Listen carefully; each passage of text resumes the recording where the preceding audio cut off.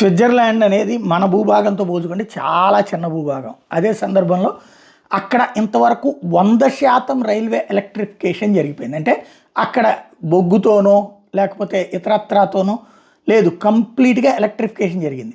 భారతదేశంలో ఇప్పుడు 99.2%, అంటే కేవలం 0.8% మాత్రం మిగిలింది.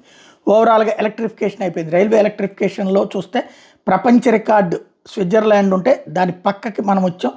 మనది అతిపెద్దదైనటువంటి రైల్వే, ప్రపంచంలోనే అతిపెద్దదైనటువంటి రైల్వే, ప్రపంచంలోనే అతిపెద్ద ఉద్యోగులను నడిపే సంస్థ మన రైల్వే సంస్థ అనమాట, ప్రభుత్వ రంగ సంస్థ.